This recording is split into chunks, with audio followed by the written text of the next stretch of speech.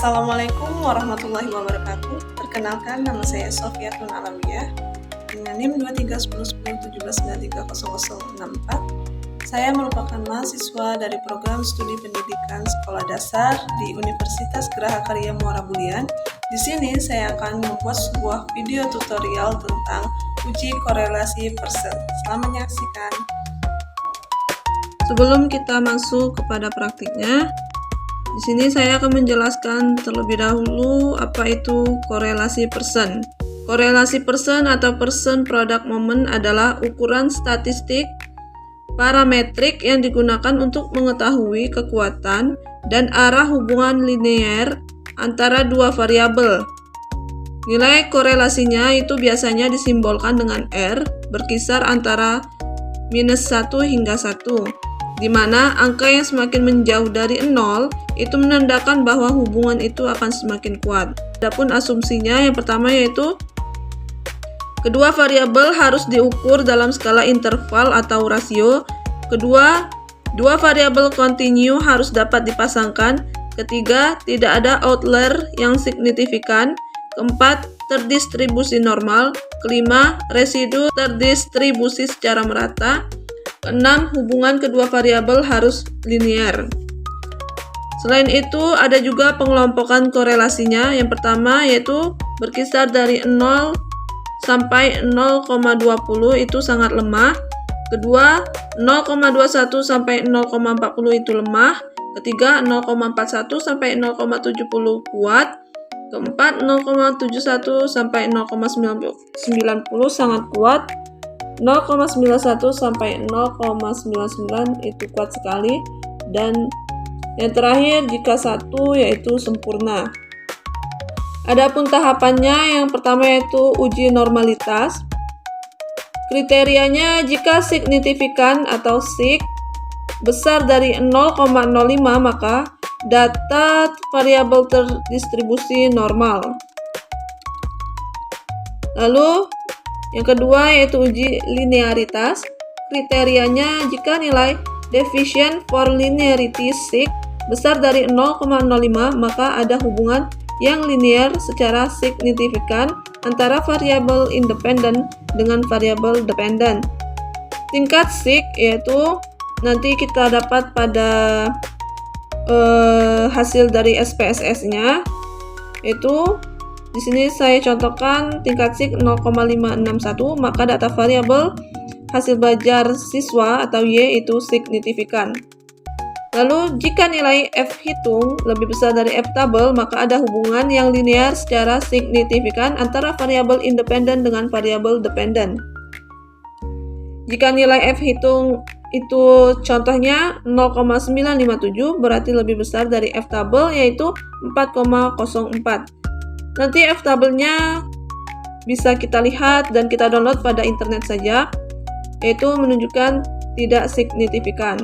Lalu yang terakhir yaitu uji hipotesis. Kriterianya jika nilai sig lebih besar dari 0,05 maka terdapat korelasi antara variabel yang dihubungkan. Baik, selanjutnya langsung saja kita masuk kepada praktik penggunaan aplikasi SPSS-nya. Ini saya sudah menyiapkan tabel rank untuk kita lakukan pengujian pada SPSS. Lalu di sini kita copy semuanya, bagian isinya saja.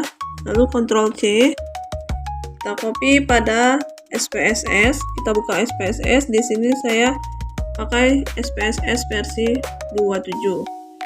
Sudah di copy semua. Lalu kita klik variable view. Kita ganti name-nya menjadi di sini X, di bawahnya Y. Setelah itu untuk label bisa kita gunakan sesuai variabel. Karena variabel saya perhatian orang tua untuk X-nya dan Y hasil belajar siswa. Setelah itu ini bisa kita ganti scale saja. Lalu kita buka lagi data view. kita klik Analyze,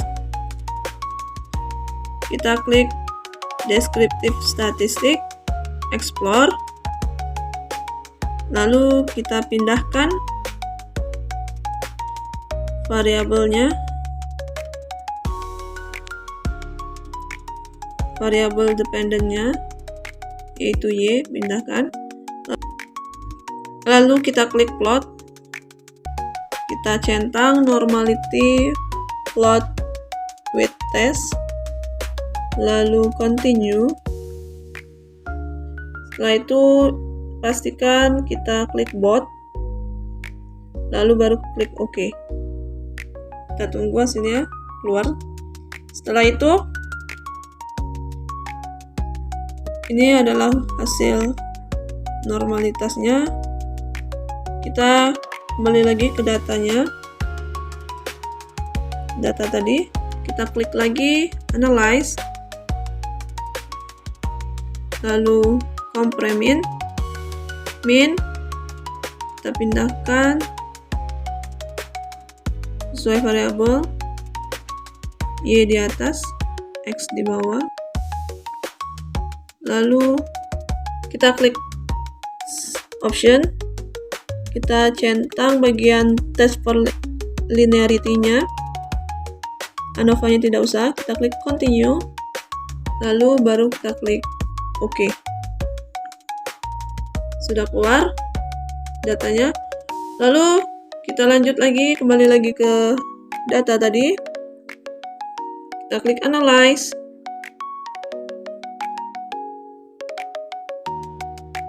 lalu Correlate, Bivariate.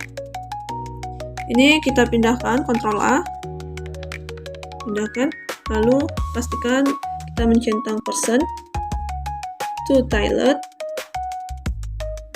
flag significant, baru OK. Nah, sudah keluar semua datanya. Ini semua bisa kalian lihat. Untuk pertama, ini akan kita copy ke Word. Sini, kita buka Word. Sini saya sudah mengkopinya, yaitu sini. Judul saya yaitu hubungan perhatian orang tua terhadap hasil belajar siswa. Lalu kita mengcopy table test of normality dari hasil kita tadi.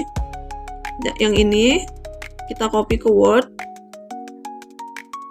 Lalu kita gunakan taraf sig-nya yaitu 0,05. Ingat penjelasannya di awal tadi saya sudah jelaskan. Lalu kita bikin narasinya. Untuk narasinya yaitu normality Shapiro wheel-nya. Jika signifikasi atau sig nilainya adalah 0,080, dari mana hasil 0,080 bisa kita lihat pada tabel sig di sini, kolom sig di bagian baris pertama perhatian orang tua 0,80. Jadi di sini kita tulis 0,080 lebih besar dari 0,05. Maka data variabel X terdistribusi normal.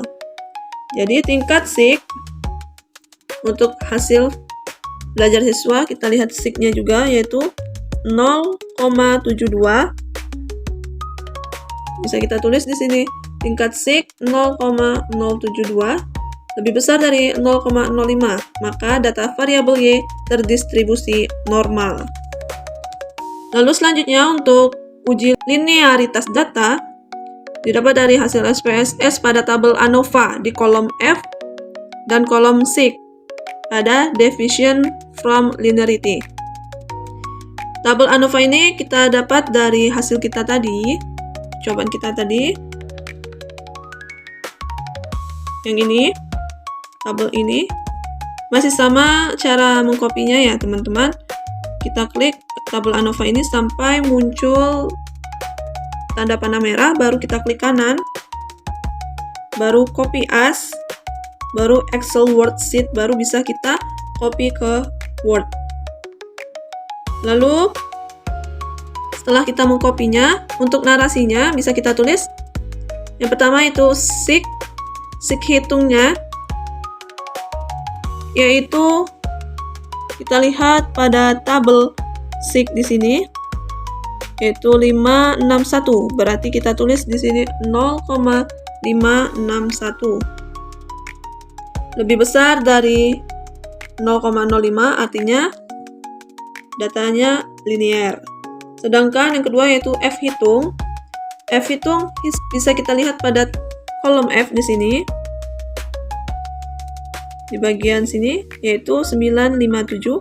Berarti kita bisa tulis di sini 0,957. Sedangkan untuk F tabelnya bisa kalian cari di internet. Di sini saya sudah menyiapkan tabel F-nya. Sini tabel F-nya. Jumlah responden saya yaitu jumlahnya 50. Untuk menentukan nilai F tabelnya dengan rumus N dikurang K. N itu banyaknya sampel yaitu 50, dikurang K yaitu variabel. Jumlah variabel saya itu 2. Jadi terdapat pada kolom nomor 48. Jadi di sini nilainya untuk judul saya yaitu F tabelnya 4,04. Karena 0,957 lebih kecil dari 4,04 nilai F tabel, maka data itu sudah dipastikan tidak linear. Jadi kesimpulannya, jika nilai deviation for linearity sig-nya lebih besar dari 0,05, maka ada hubungan yang linear secara signifikan antara variabel independen dengan variabel dependen.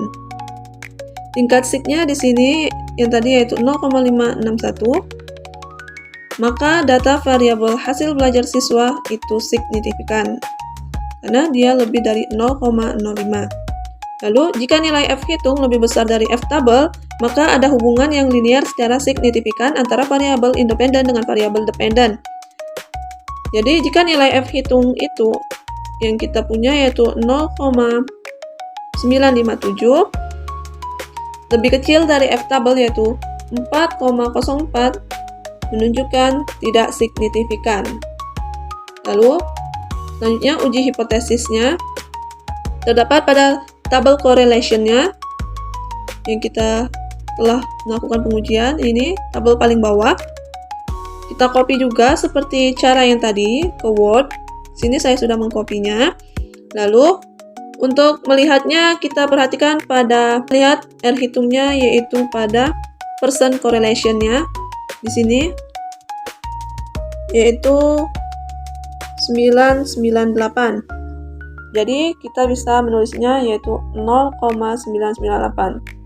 Untuk R tabelnya bisa kalian cari di internet seperti ini.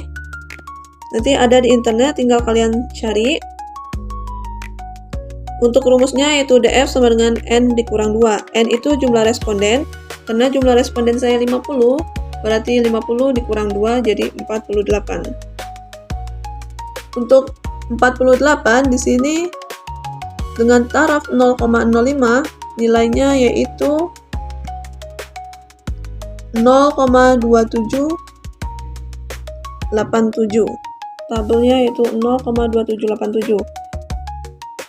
Ada hubungan variabel X terhadap Y, yaitu pengelompokannya korelasi 0,998 berada pada rank 0,91 sampai 0,99, yang artinya data ini kuat sekali. Jadi begitulah hasil dari uji korelasi persen.